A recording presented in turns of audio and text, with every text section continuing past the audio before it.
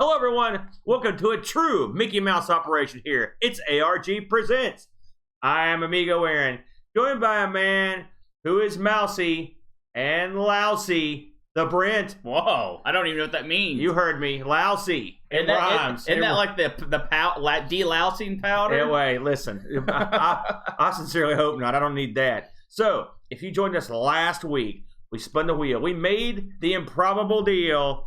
And this week, we'll be playing games that are mouse-based. BRENT, what do you know about mouse-based games? Have you played a lot of these? You know, back in the day, I would play a lot of point-and-click adventures, which are usually mostly mouse-based. Where we kind of went the other direction, and we picked games that are completely mouse-based. That's right. Now, this was a pop piece submitted by a listener. Yes, Duncan Styles. The Dunk.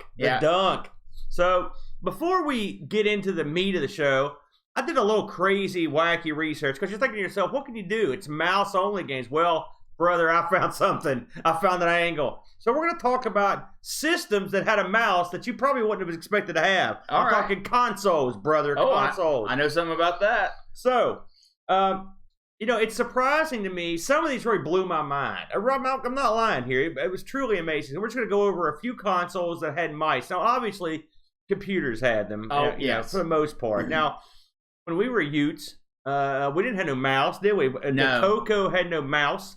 I don't think there was ever even one available for the Coco that I recall. I'm sure you could have gimmicked one up. Well, what would you have used it with? I don't know. Yeah. But maybe you could have found something. Eventually, of course, when we got into the PC, and Deskmate was there, and we had a mouse there. So and the Amiga before that, even. Sure. So these are some systems that you probably wouldn't suspect, and there maybe a few games for them. So now this one surprised me. These are in no particular order. Sure. Okay. The PlayStation, the Sony PlayStation had a mouse. Yes. And amazingly, this thing had a lot of games. Have you ever seen a PlayStation mouse? I have not seen a branded PlayStation mouse, but I know they were used a lot in shooters, right? Well, like there's examples are like Lemmings, 3D Lemmings that uses them. You can also use them like most gun games that support the mouse. Right. The main mouse was the SCPH 1050. And it was very popular enough to where it appeared in over 75 games. You can use it in 75 different PlayStation games. Of course, PlayStation had hundreds of games, but yeah. I priced this mouse just in case you want to pick one of these bad boys up. You can get one today between $25 and $57 US. That's a little pricey in my opinion, but all right.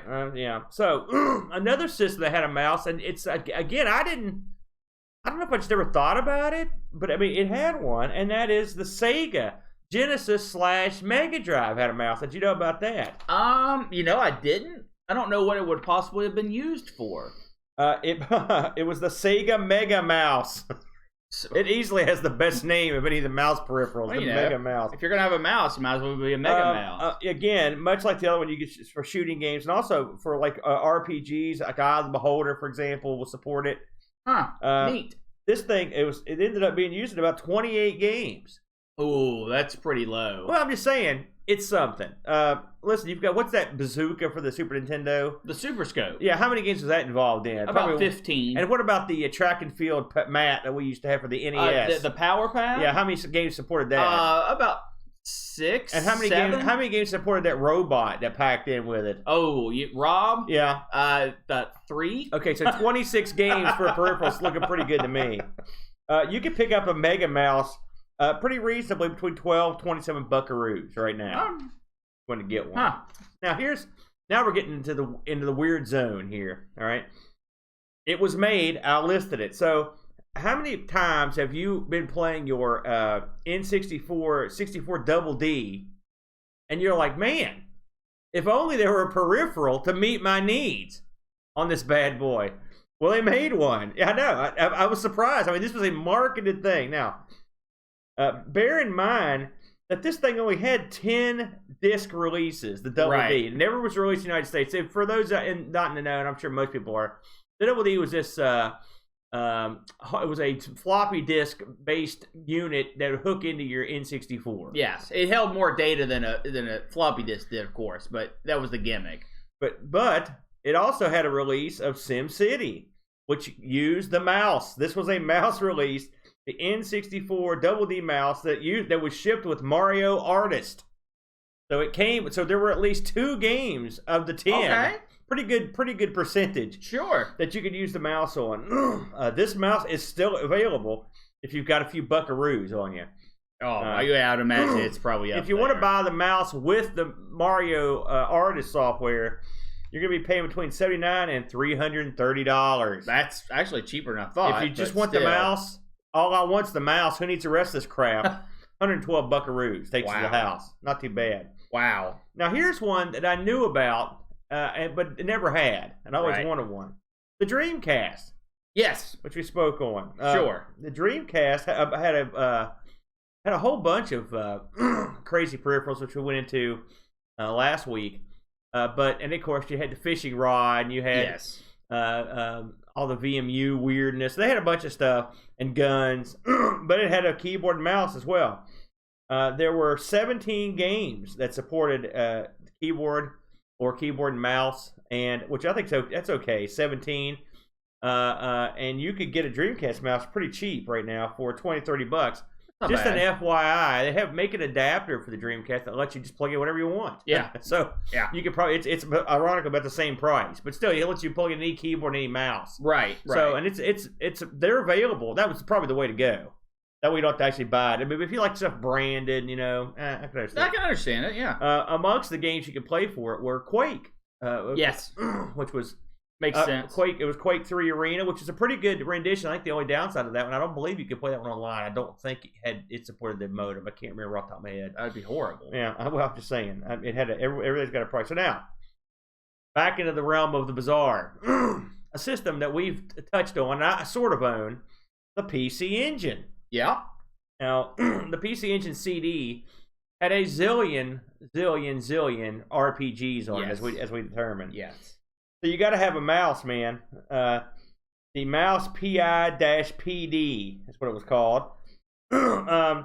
This was used a lot on like turn-based strategy games, RPG games. But I mean, when I say a lot, it looks like they're out of the vast library of PC Engine releases, the mouse was supported about 10 games. Oh, yeah. Ouch.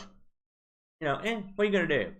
For the type of game that's on that system, I'm kind of surprised by that. Yeah. Well, listen, I don't know what it was about the PC Engine, but they demanded you have no peripheral controllers.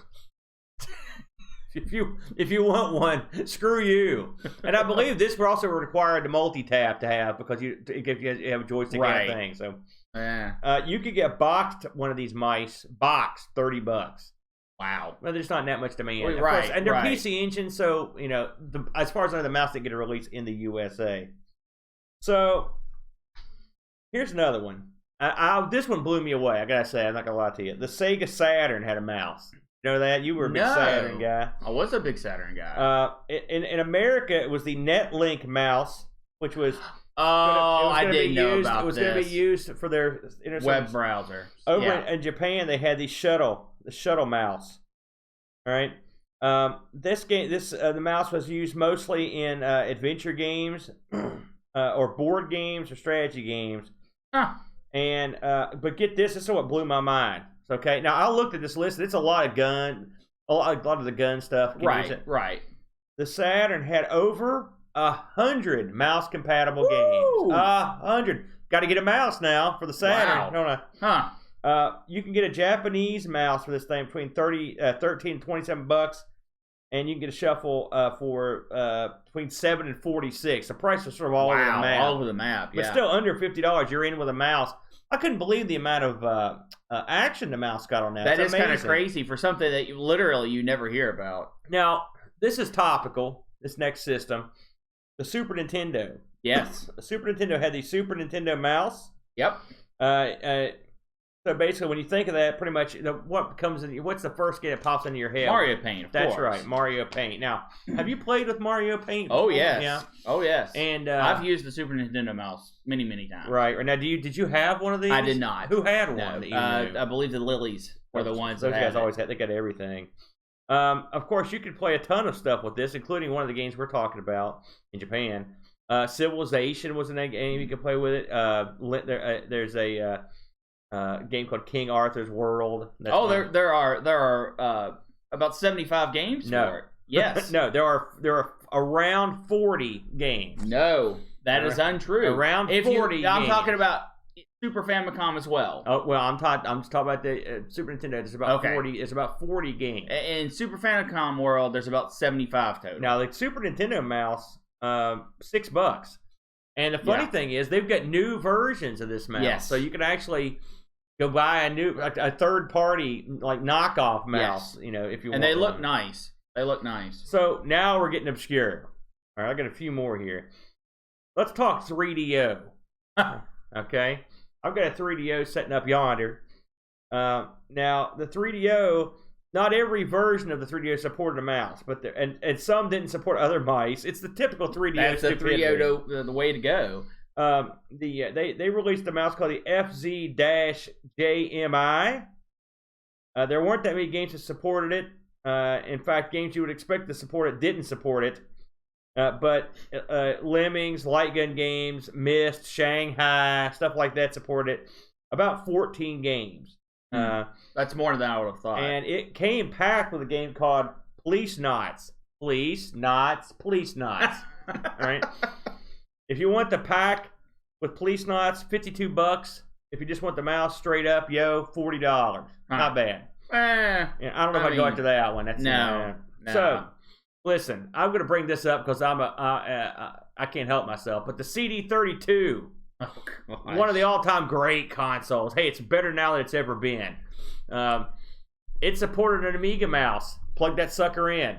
That was all there was to it. But was there anything for it? Sure. This is a CD32. It was all directly ported for the Amiga. I meant, So I meant specifically. You almost have to have one if you're going to do anything particularly treacherous on the CD32. So all you need is an Amiga mouse, and you're in. Amiga mouse, $15 to $30. If you're doing modern stuff when you see CD32, you got to have a mouse because you're going to be playing. You can get any game you want on there, pretty much. So, like I said, today, if the CD32 could do today, if it could have done that back when it was released, but they would have sold these things from now to doomsday, but they didn't do it then. So now, not even close. Here we go. Are you ready? All right. The Philips CDI. Now listen. Philips never did a half job. That's for sure. I'm not surprised by this at all. So, and they had lots of crazy peripherals. So, they had two mice, plus a trackball, plus a roller controller. Yes. The triple. Yes. Triple. Now, used in almost everything, right? I could only find prices on the mouse that you can get. Okay. And you're looking at between $27 and $50. I would like to have the trackball or the roller controller, or a CDI for that matter. But they are pretty obscure from what I can tell. So, just a couple mentions here as well. The Atari 5200 has a legendary rolling device, which is the massive trackball, which is mouse-like. Big, massive trackball that's the size of the actual console. Have you ever seen this thing?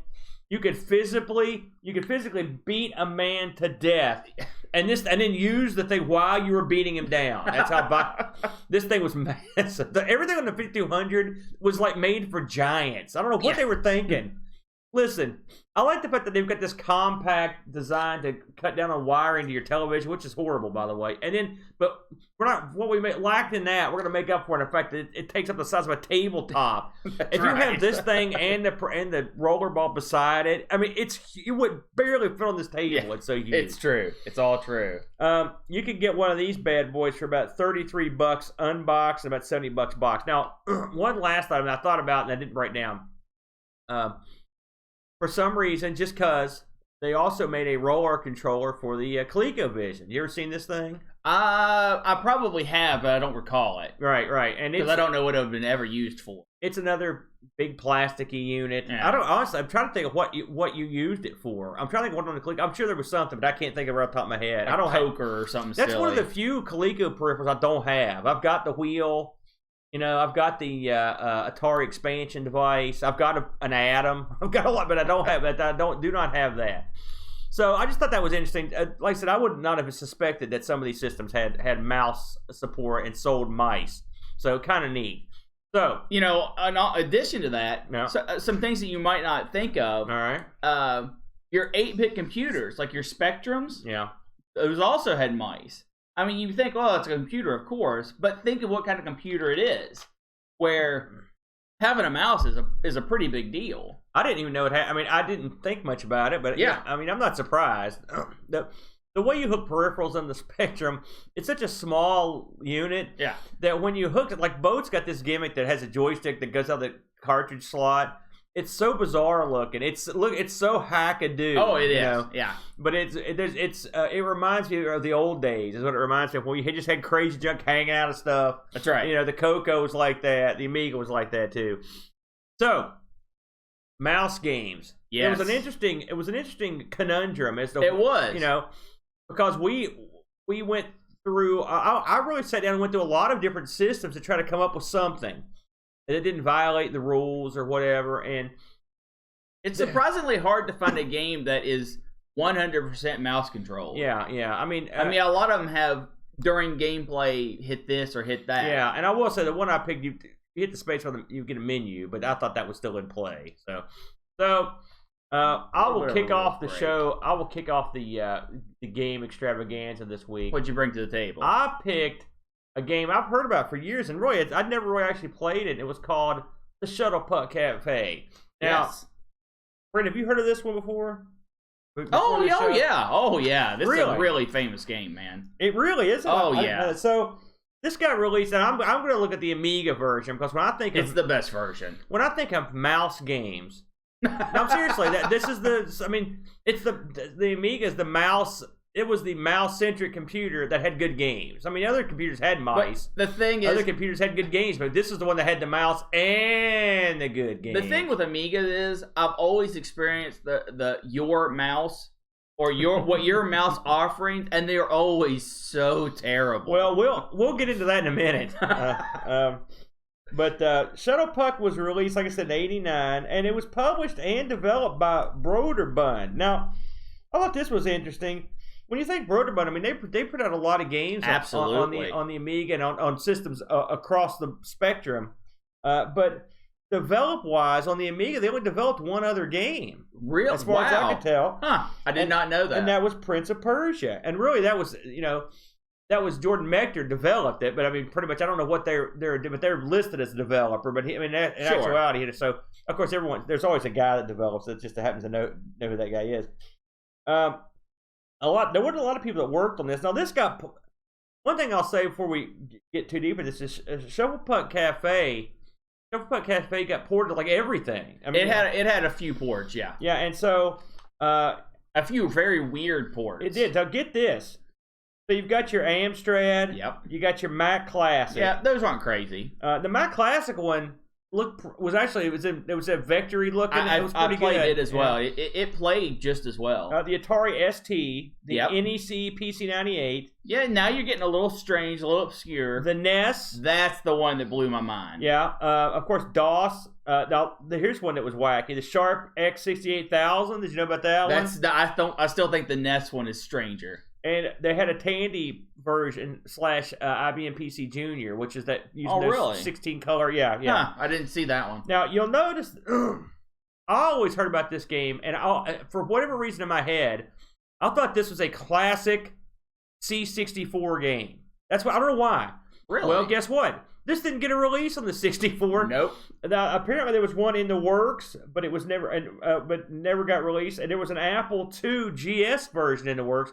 The Apple II GS is the fancy color, like everyone loves the GS now. I think Boat's the one he's a real big fan of that one. But this did not get finished and sent out to the GS. But apparently there's a beta version floating around. Huh, interesting. Yeah. So I wonder if that version is superior to the Amiga. No way. This is the Amiga, brother. We never lose to a freaking Mac. So the graphics on this were done by a guy named Gene Portwood. His only claim to fame on the Amiga was "Where in the World is Carmen Sandiego," which was a big, huge hit as well. And the music, which I thought the music was actually pretty good when you hear it, was done by Lauren Elliott. And again, Where in the World San Diego, it's Carmen San Diego is the only credit they have. So the people that worked on this really didn't work on a ton of other stuff on the Amiga. And I should mention the coder was a fellow named Christopher Gross. And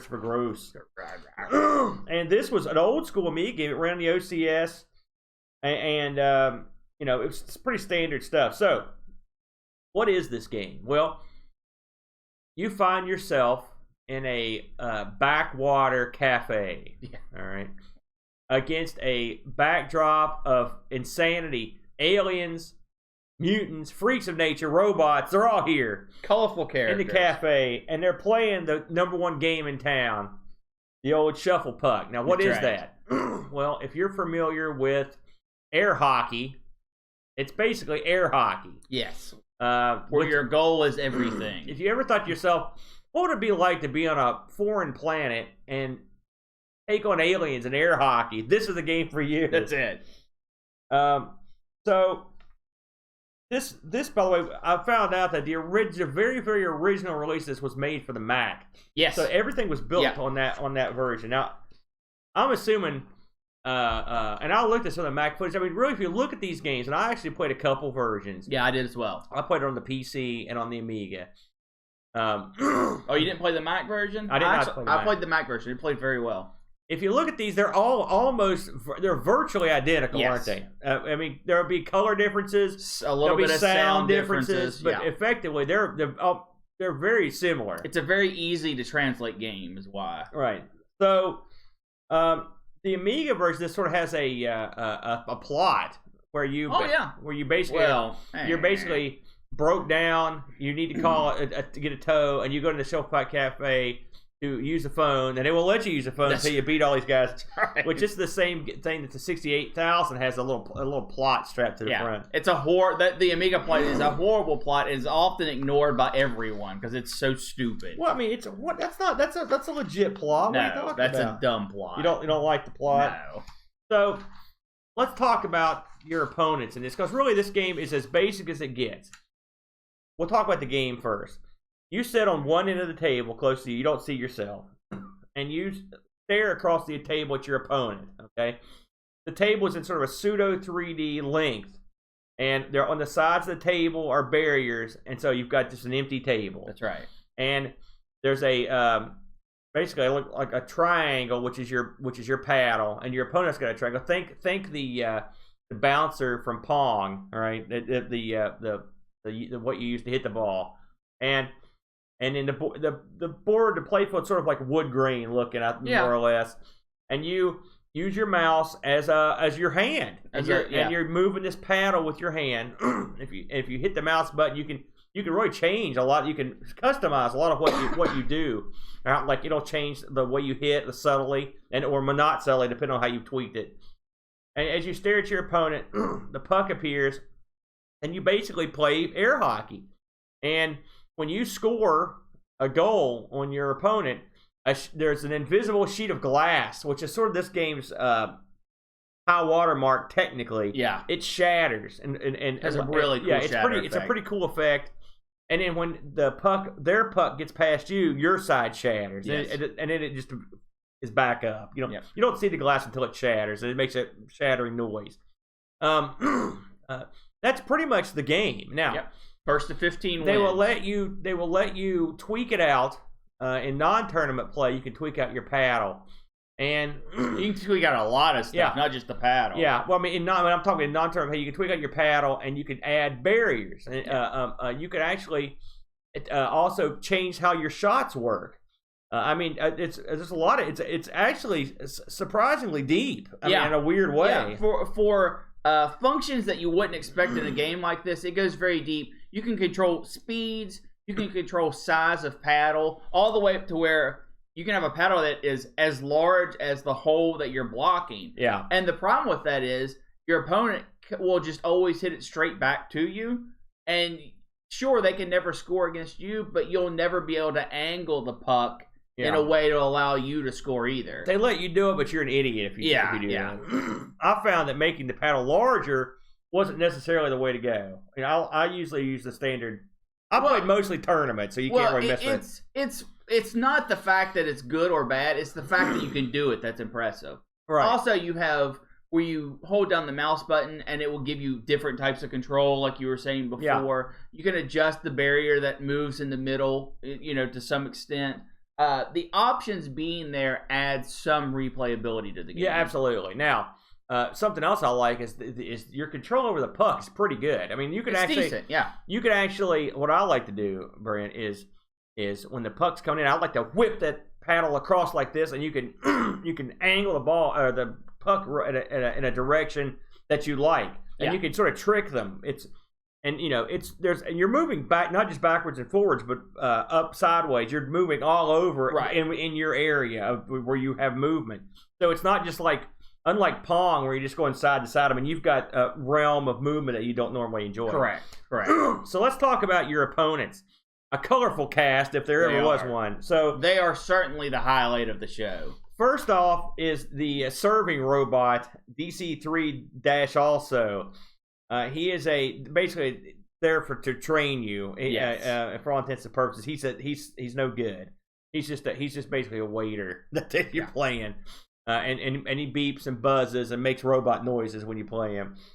Then you've got Skip Freeney. He's this little geek, Harry Potter looking very kid. Human. It's a humanoid. He's new. He's easy to beat. There's never a problem with him. Right. He looks a lot like Waldo or.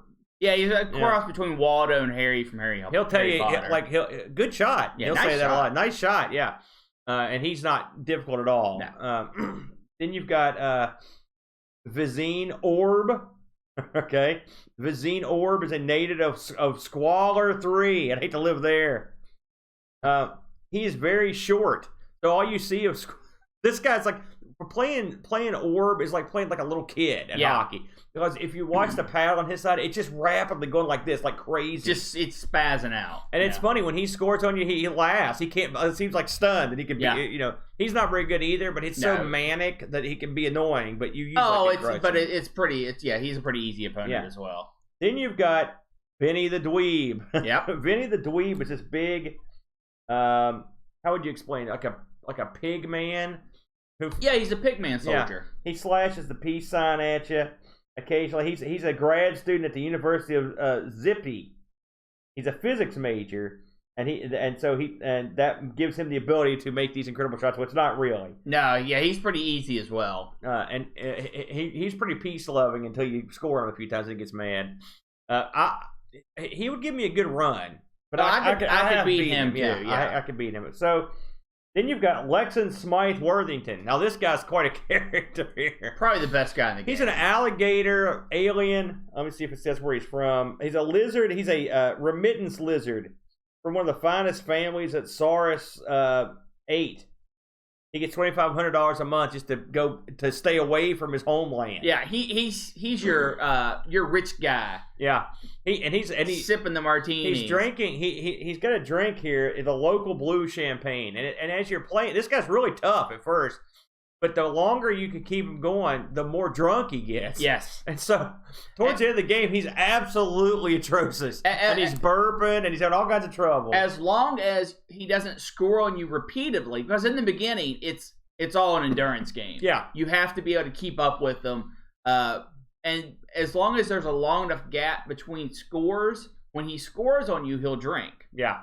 So about 10 scores in, you just crush him. Yeah. But I like this guy. The funny thing about this guy is when you beat him, you just see him slowly lower from the table, and you hear this crash, like this guy's just passed out on the floor. I thought that was pretty good. Yeah. I like this guy, but I could beat him too. I could beat him as well. So and then you get on to here we go. Then you get on the tougher guys. The General. Right? Yep.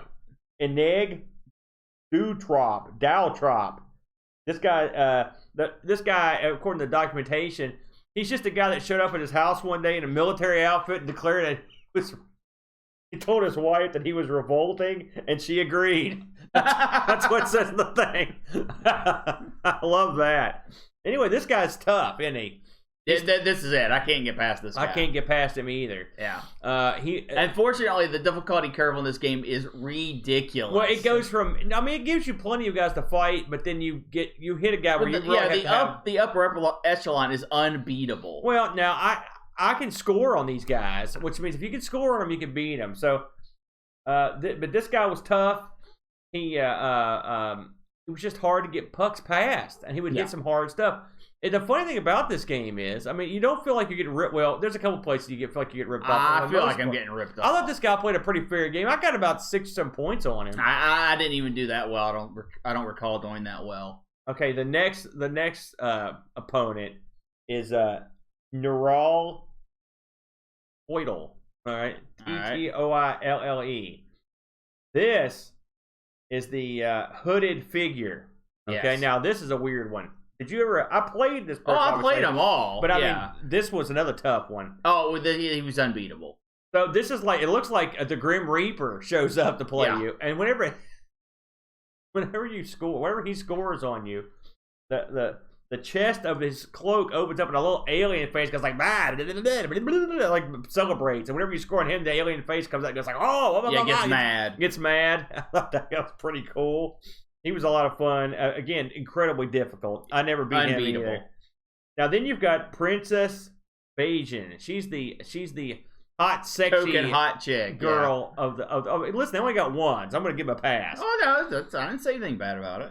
So the documentation says that she's been allegedly romantically linked to the general, but it also says the general probably made that up. Good move, the general. So this chick is the hot, sexy girl that you played. She's very competent, right? But she also cheats. What she'll do is after she sinks a puck on you, and she gets control of the puck, she'll hear like and she'll use her mental powers to shoot the puck in a direction that's.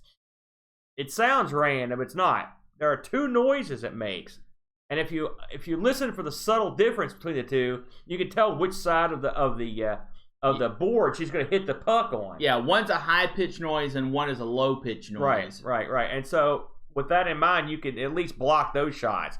Now, she's tough, isn't she? She's unbeatable. She's everyone past the general's unbeatable. I don't agree with you on that. I think, like I said, I scored pretty good on a couple of these guys. I was able to score on her a couple times.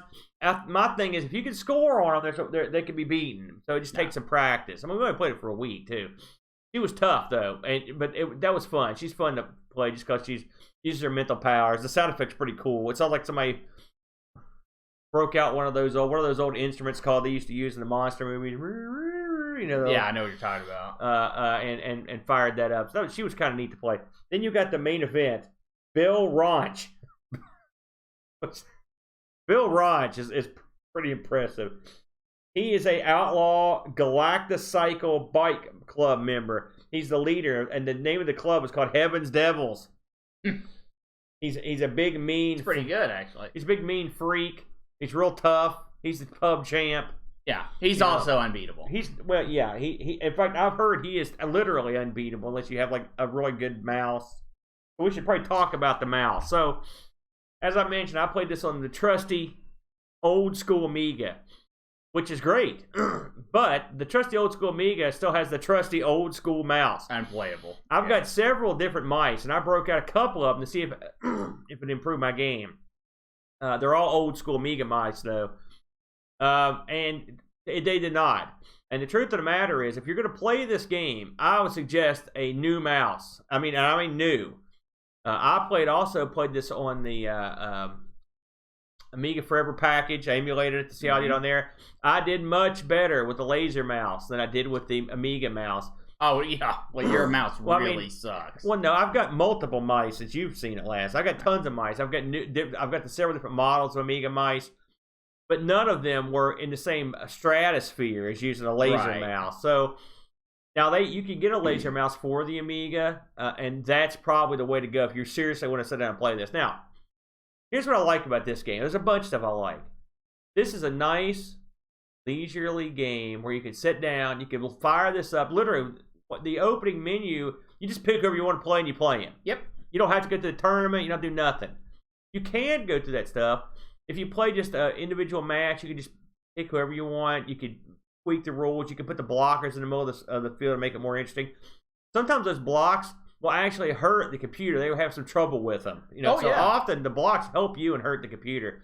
And those are just like barriers in the middle of the field. Kind of wiggle around back and forth. That just cause their barrier. It makes stuff so this computer no one can get these straight shots in. So it makes a difference. But this is a fun leisurely game that you can just sit back with an adult beverage and play it, and it's a good time. It's not deep. It's not even if you tweak all the control stuff, it's not like this is a deep game. It is what it is. It's glorified Pong or whatever, basically. But the presentation's top shelf. It really is. It's a very clever game, and it's a lot of fun. Now, with all that said, there's one major omission, and it's omission in every version of this game, and that is there is no support for a second player. This game would have went a long ways if they would have supported 2 players. Now, you could have done it split screen. You could have done it via a link, like a serial link or even some sort of internet thing. Although I'd say this game would be tough to play on like a modem back in the day. It does not have any of these things, which is a shame, because that's the one thing that would have made it a lot more fun. Have multiple players. In fact, what would make it even more fun is to let you pick your character, and then you gain some sort of extra ability, like the mind control or the drinking guy. Maybe that'd be a good handicap for a really good player, because as he plays, he would get more and more drunk. That would be fun. I read that there's some sort of sequel to this. Did you look into that at all? No. It was like, I think it's like a phone thing or something. I didn't look into it, so maybe they remedied that on there. But overall, this is not going to win Deepest Game of All Time award, but as a mouse game, it's a lot of fun. I enjoyed it. I had like this is my first go around with it, and I thought it was. This is the kind of game I really like from back in the day. Someone thought outside the box. Let's take a simple concept, build something around it. That the extra characters make it fun. The graphics are really, they're not nothing to write home about. They look pretty good. Some of the screens look real nice.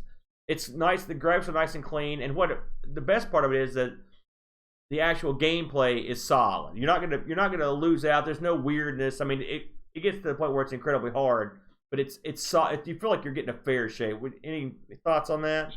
I disagree with almost everything you say. Wow. Okay. First of all, the things I do agree with.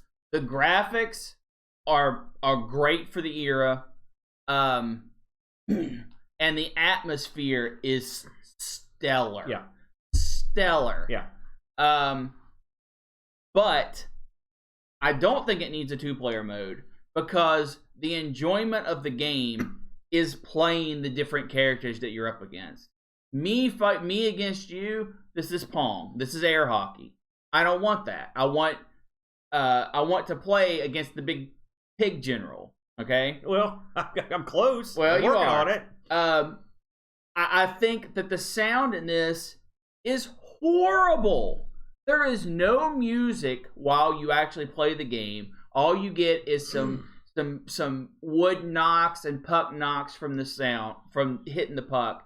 What a missed opportunity. This is on some of the systems with some of the greatest sound of its era, and it has no, and you're in this rowdy pub. Why is there not It has some background sound at the beginning. No. I want, while you play, the crowd needs to be going nuts when you score. They need to have subtle like bar fights in the background. They lose so much atmosphere by not having any sound while you play. It's very, very disappointing. You're not wrong. And this game, I think, suffers from a little bit from portitis. I think they ported this thing from, and the Amiga gets this, the Atari ST gets it too a lot, where you ported these games from like lesser systems. I mean, could the graphics have been better? Absolutely. Could the sound and music been better? Yes, much better, but they was a straight port and they didn't do it. The graphics are fine. Right, but it could have been better, is my point. It could have been much better. The play on this, they might as well not have the last 4 characters, because they are virtually unbeatable. And I'm talking about, I actually went out in search of someone who beat this legitimately, made it all the way through the tournament, and I could not find a single video on the internet showing from beginning to end winning this. It's legendarily hard. But no. It's not legendarily hard. That's stupid. I'm not saying I should be able to beat this on my first time through. I don't have a problem getting to the fourth guy and not being able to progress because I'm not willing to put in the time to get better. I got no problem with that. But when you can't find a single video on the internet of someone beating this from beginning to end, I think that is suspect. You need to get on it, man. I think that is suspect. I also think that it is criminal that while they have all these awesome options where you can adjust things, I think that's great. I think it is criminal that there are only 2 characters that you fight against, the lady and the drunk, that actually have a change to their character during the match or do something unique during the match. All of their sprites look great. Their little sound effects are fine. But when you are banking so hard on a premise and you've got awesome ideas, why not flesh them out? With the cloaked figure, why doesn't that little chest burster get up and like start kicking the puck, to help his team? Right. Why doesn't the little kid start talking about, like, trying to make you feel bad, saying, like, oh, I always lose? Anything would have been better than just having, you've got awesome components and you just do nothing with it. Well, now, all of that said, I'm not going to hate on this game as to saying it wasn't great for its time, because it still stepped outside of the box in so many ways that the atmosphere really set it apart. But am I ever going to play this again? You know what? Actually, I might. I might come back in 3 or 4 years to play it just to see all the characters. It's kind of like revisiting, like going to Cheers or something. You go back to see everyone, all the weird, cool characters. But I'm not gonna devote an evening to this ever, because there's not enough game there. Well, I think this is a quick distraction style game. I can't deny most of what you said. I agree with, but I think, like I said, a lot of this is, if we look at its trajectory to the Amiga, it ran to a lot of other systems, and like we said, most of the other versions are almost identical. I played the IBM PC version of this, and it was, sound aside, it looked almost exactly the same in almost every way. So there you go. The reviews on this, the people over at Lemon, which is sort of the authoritative scoring webpage of the Amiga, gave this a 7.88. Amiga Format gave it a 49%. They really hated it. Amiga Power gave it an 83%. They liked it. Amiga Resource gave it 18 out of 20. Antics Amiga Plus gave it 4 out of 5, and CU Amiga gave it a 72. Not bad. So I would say I would put this somewhere in the C level of game. Like I said, I would as well. It gets a lot of points for originality of doing something with that loose plot. If you were interested in picking this thing up, I found box copies. They're all overseas, of course. And, of course. $10, $26, and $55. You can go pick them up straight away. I think you could probably get this thing for around $25 to $30, really, if you want to look hard enough. So that's it, man. That was the long and short of it. What are you going to bring to the table today? I went to a console and said, "Consoles, what can you do for me for original mouse games?" Yeah. And they said, "You know what? Super Famicom, Mario and Wario. Let's do it." Okay. And I thought Mario and Wario. First of all, I'd never heard of this game. Yeah. And I thought, a Mario game I've never heard of that is completely mouse controlled. Let's do it. Yeah. This is going to be awesome. It was not awesome. I got to tell you, this is one that I had not heard of this one. I had never heard of this game. For it to be a Mario and Wario game. First of all, let's a little Super NES mouse history here. When you're talking about releases for the Super NES versus the Super Famicom, one has lots of releases, one has less releases. The States did not get, first of all, they didn't get Mario and Wario, and they did not get a plethora of other titles that Japan did get. Now, a lot of these were role-playing type games, or or mahjong type things that would not sell in the United States or even in Europe or anything like that. But they had far more choices of games to play with your Super Nintendo mouse. The big problem was they weren't buying games over there either. So it was the Nintendo was really trying to push this thing, and just no one was buying it. And I think that is because a console mouse, while it looks great on paper, the biggest absolute problem is you play a console like this with your hands up on your lap, above you, sitting down on the couch. You play mouse games on a table. Yeah, and that is what I think 100% killed the Super Nintendo mouse, and it had nothing to do with the quality of the mouse or the games. So let's move on to actually talking about Mario and Wario. When you hear a title like that, you think, man, I'm either going to be the good guy or the bad guy. This is going to be awesome. I'm going to control the main character. No. You take control of a fairy named Wanda that was dropped from the universe of Mario literally as soon as she existed. She is for this game, and pretty much that is it. And no mention of this game outside of a few Smash Brother references and a Pokemon reference, which we'll get into here in a second, has ever come from this game. And it is due to poor sales, because the game is already translated in English. Sending it over here would have been rewriting one instruction manual, bam, you're done. Yeah. But it did not happen. So what is the story of Mario and Wario? I'll take it from the translated Japanese book. Okay. You are on an island. Within the forest depths lives a fairy, and those who behold it find happiness, as the tale goes. One day, Mario sought the fabled fairy by coming to the forest. Peach, Yoshi, and Luigi were together, or should have been, but alas, Luigi's visage was unseen. Mario's group of three had decided to look for the little lost Luigi. Then, the sky was overcome with a suspicious engine sound. What is that? It was Wario, riding in his personal plane, the Bulldog. And he threw a bucket from the sky. Here you go! Uh-oh, the bucket landed right on Mario's head. Oh, I can't see in this thing. Watching was the forest fairy Wanda. She somehow wanted to help, but the small fairy did not have the ability to remove the bucket.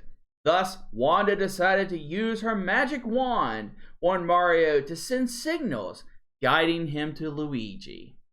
Her magic stinks. Can't remove a bucket. So that's the story. So Wario sees Mario going into the forest to find happiness, which that's all kinds of strange right from the get-go. Especially since he's bringing the princess, Yoshi, Luigi, and Mario out in this forest to find happiness from a fairy. I'm not even going to go there. And then Wario sees him and throws a bucket on his head. What? There's a lot of bucket on the head things. Is that something that was a big thing back in the day where that would happen a lot? I don't know. So, I mean, the story is loose and fun, so I don't have a problem with it. And depending on what level you play, Wario can throw a variety of objects on Mario or Peach or Yoshi's head. Broken eggshells, a jellyfish, which that sounds a lot more like murder. And depending on which character you pick, Peach walks real slow, which gives you more time to do reactions, but gives you less time. It takes her longer to get through trap areas. And then Yoshi's a speed demon. He walks like the lightning, so it's really hard to keep up with him. So what do you do in this game? Well, these are single scrolling screen platforming levels where you control Wanda with the mouse, and your click changes the environment, or if you click on the character you've chosen, we'll just say Mario, it will turn him around. It'll make him go in the opposite direction. Tell him what she does. Well, she whacks him with the wand. She beats him with a stick. Yeah, in the head. And makes him turn around. So it's very amusing. It is. It's also somewhat satisfying. I won't lie. Burn on the head. So through the levels, Luigi is in one location and Mario's in another location, just walking forward. That is his only function. He walks forward. You, as Wanda the Fairy, have to control the environment by making magical blocks appear, or by whacking enemies to defeat them, or crushing blocks to clear the path. And as Mario goes, he'll go up ladders, conveyor belts, basically. And eventually, if you guide him correctly, you will be able to get to Luigi, and Luigi will remove the bucket from Mario's head. Along your path, some items that can help you are, you can get 1-up mushrooms, which are the traditional green 1-up mushrooms. I got no problem with that. You can bash coin blocks. Think of, Mario jumps up and hits a coin block with his fist and gets coins that way. Well, Wanda can't do that. She just whacks him with a wand and the coins come out. I got no problem with that. Here's where I have a little bit of problem. There are symbols in Mario games that do something. I know what you're going to say. And everything, you see the icon, you know what that does. It's always the same in every game. So when you see a star, you think, I'm going to pick up this star and become invincible, and that way I can just roll through the enemies or whatever. No. Stars are now just collectibles for each level. There are 4 on most of the levels. And when you collect them, you get an extra life. They're sort of like the special green coins or red coins that would pop up that you get. They would come up, and you had to get them real quick. Sort of, but except these are always there. Yeah, they're stationary. Yeah, they're a set. They're puzzle elements to get to most of these stars.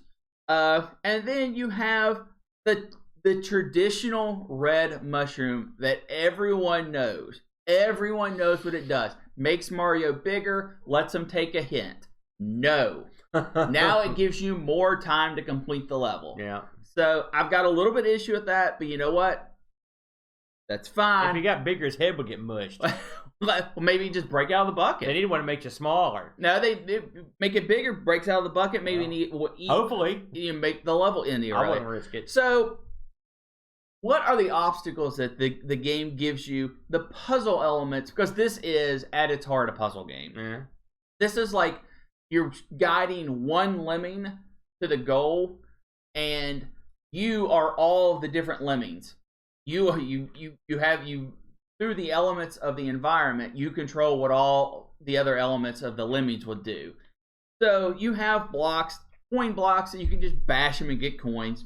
No problem there. You've got dotted outlines of where a square could be. So when you use your magic wand, you can make that square appear. Still, we're good.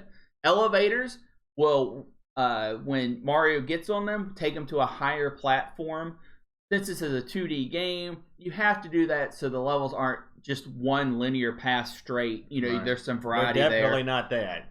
No problem. Flip blocks. They are either blue or red, and you can only have blue active when blue's there and red active when red's there. Yeah. Cool. I got no problem. You get the fusion blocks. These are elements that you can't control, and they will randomly get larger so that you can be walked on, or disappear so there's a hole. Don't like those, but I'll get into that in a second.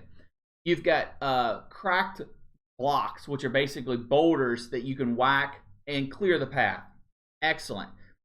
Jump blocks. These are spring platforms that will bounce you up, usually 2 or 3 blocks high, and there are different puzzle elements with it, getting on the right spring to bounce you to the level you want to go. No problem.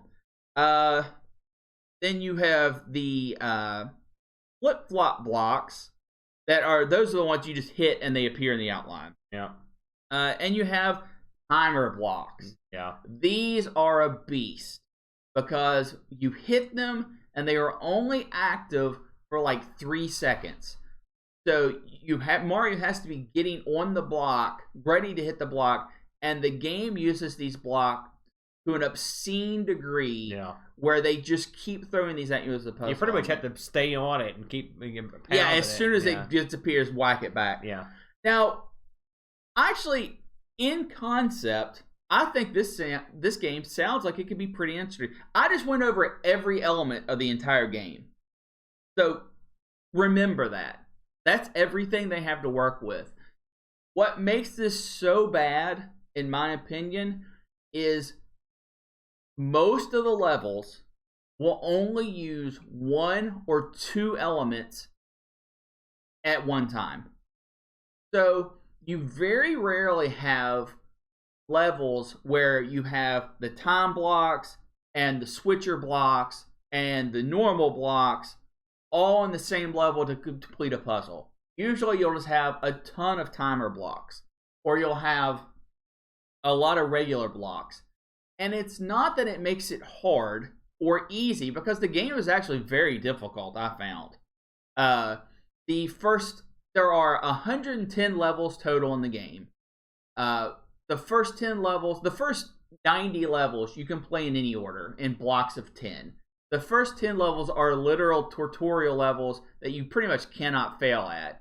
And then the rest of them start adding elements in up to about level 50. After 50 on, you've seen all the elements that the game provides, and then they just use them in a different way. The problem is how they use them. They do not make good puzzles. This is more like learning to use a mouse to me than it is a game.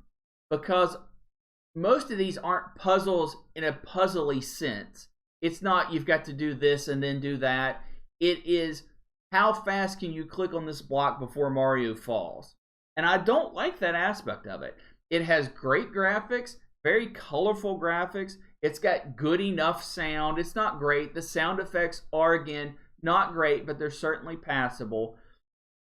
But when you put all of these elements together into a game, I don't think that they use the tools properly to make fun levels. What did you think about it?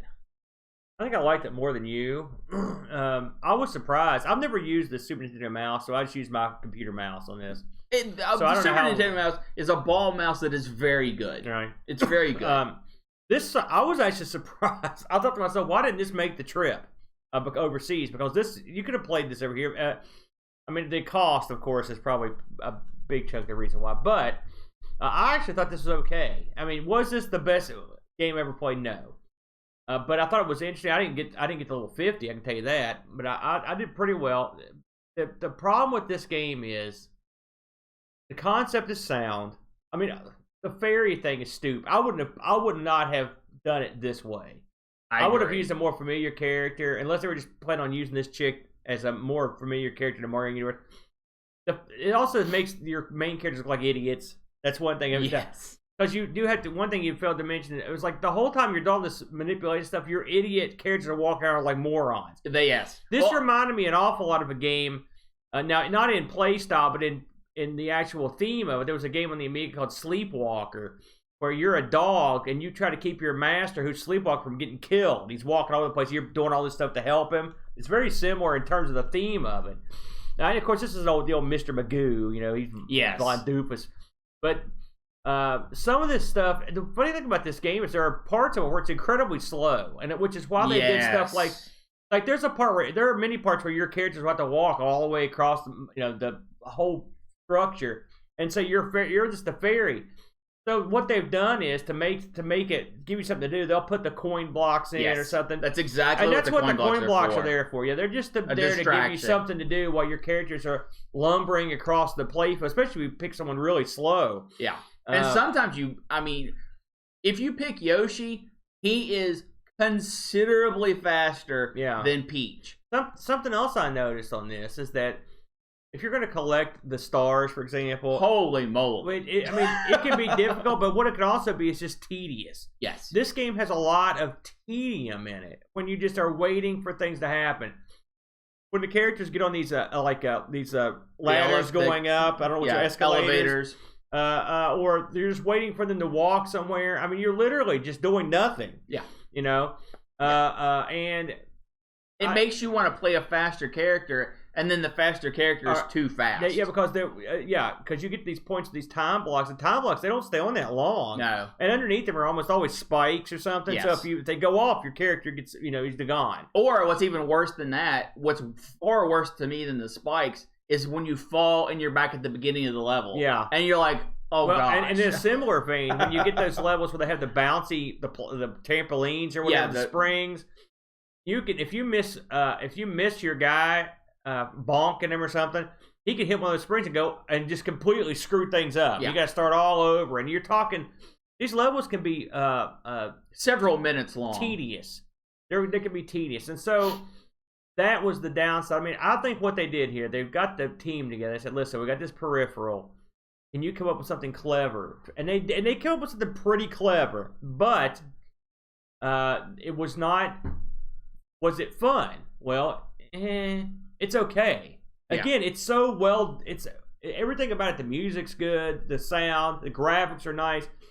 It's ready for prime time, except for the actual gameplay, which is not horrible, but it's okay. Yeah, it's not the best. It's not like, I mean, when you mentioned Lemmings and the comparison, of course, you're always going to be making a comparison to a game like Lemmings, but Lemmings is far more. There's far more going on. Yeah. Like, you don't really. There's no idle time generally, because the only idle time you've got is when you've cleared the path and your lemmings are heading out the exit, and you can just crank up the amount of lemmings that come out and just hang out and wait for it to come, and you're done.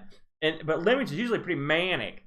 This, and also since you've got one character here, and the camera focuses on him. No, I never got. I didn't get anywhere near 50, so I don't know if at some point other characters come out or whatever.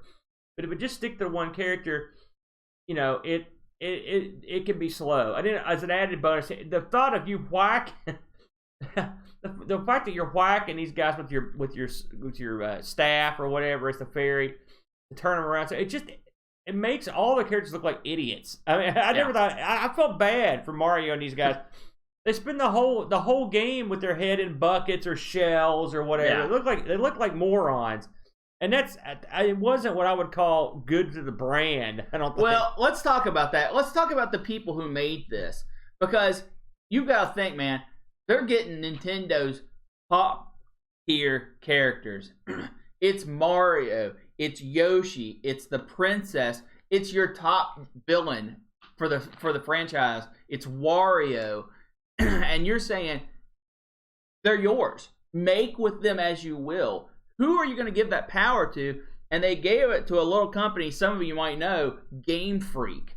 Yeah. Now, Game Freak, this was the last game that they made before they made Pokemon, which is obviously the global phenomenon. Yeah. That Game Freak, let me tell you something, rolling in money. Yeah. But when you think back, in Japan, this sold less than 500,000 copies, which Nintendo considered to be a failure, which is the reason why I did not get a Western port. Because I seems like I read that the Mario Paint over there sold about 850,000 copies, something like that. So that would be a duck. Yeah. So, and this did come with a mouse in Japan.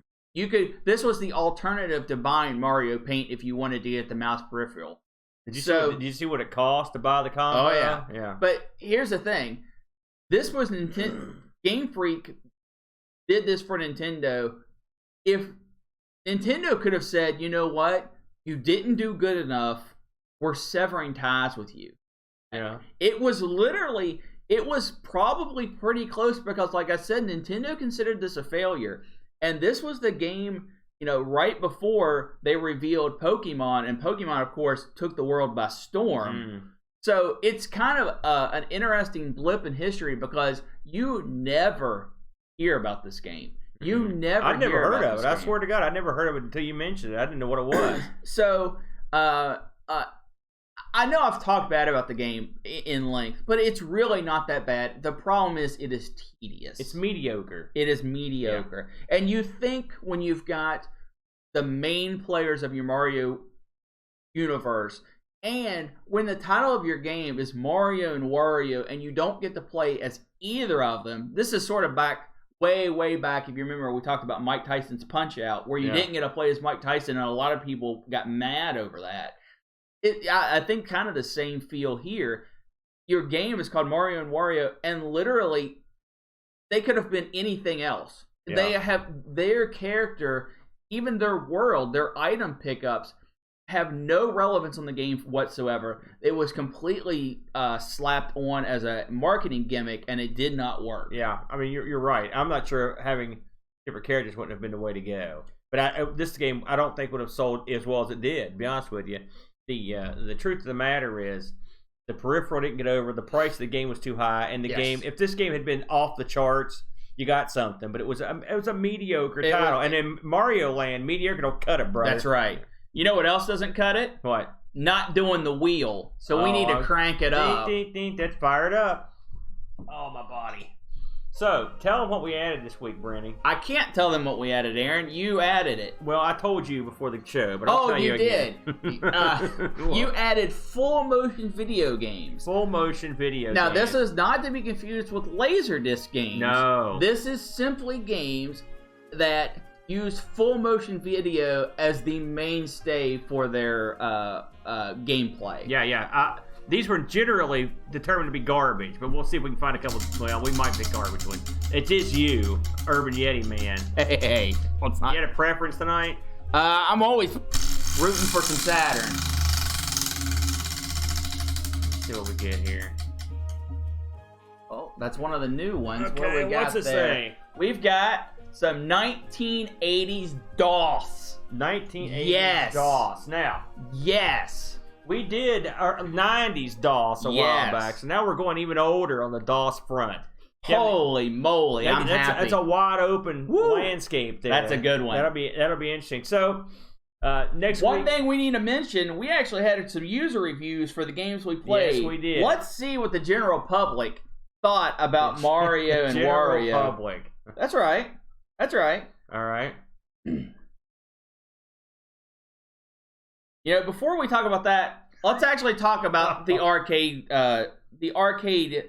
decoration challenge. Okay. You want to go into that a little bit? Tell the people what the reviews we got and what we ended up picking? So we ended up having several very interesting submissions in our Redecorate the Arcade challenge. We've picked out 3 that we thought were pretty clever. I think it was 3 or 4 we picked out. Well, you want to go into a couple of those? The top 3 that we felt we received, and all 3 of you, if you wouldn't mind emailing us your details, your information, so we can send you a little something. It's ARG Presents at mail.com. Send us your name and address, and we'll be hooking you up with an arcade package. Fun pack. That's right. Andy Craig, he wanted us to go with more of a traditional dark arcade look. Really black out everything and add in, the rope lights that were very traditional back in the time for lighting. Give it a very 80s arcade look. And we're actually going to use an element of this. We are going to use the rope lighting for our primary lighting. So it will be a bit of a dark arcade. Now, Andy really wanted us to go full force. He wanted us to paint the walls, paint the ceilings, paint it all. Yeah. Black it all out, man. Paint doesn't do well on this stuff. But we thought, we can't do that. But you know what? We are going to go with rope lighting for lighting and see how that works out. Yeah.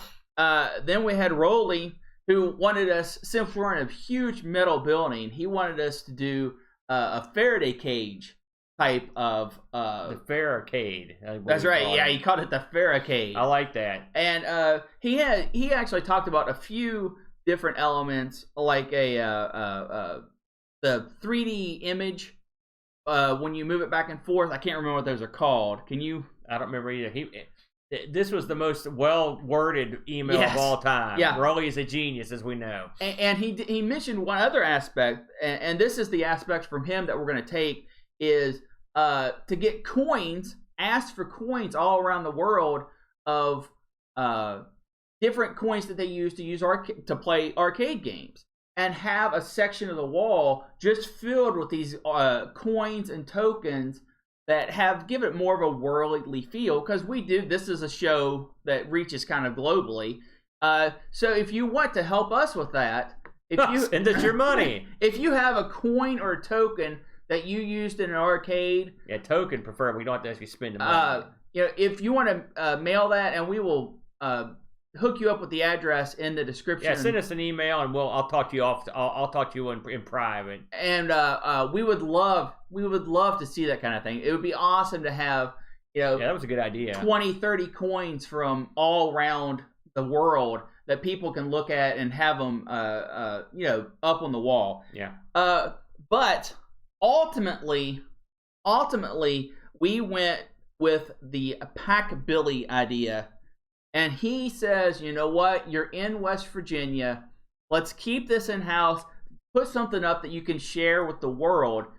West Virginia monsters. And we have plenty of local West Virginia monsters.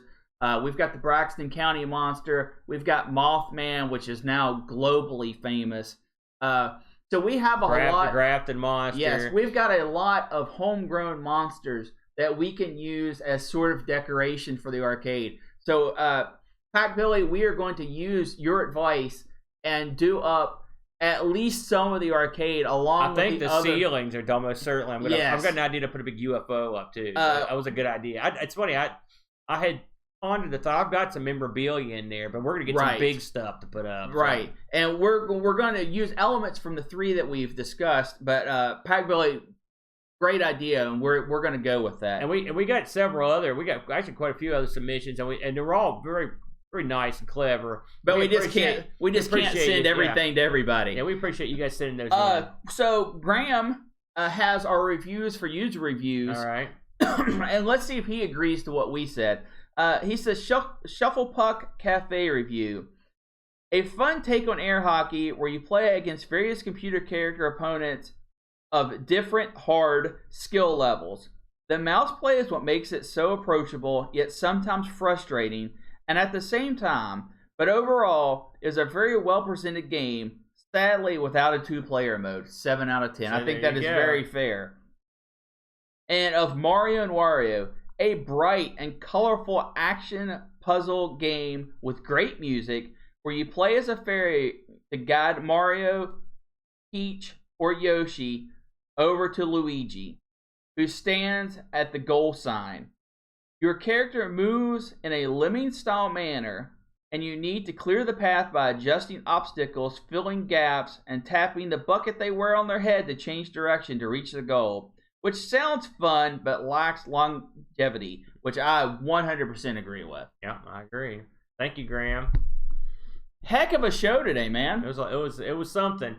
So, thanks for tuning in. Thank you for feedback. Thank you for arcade ideas.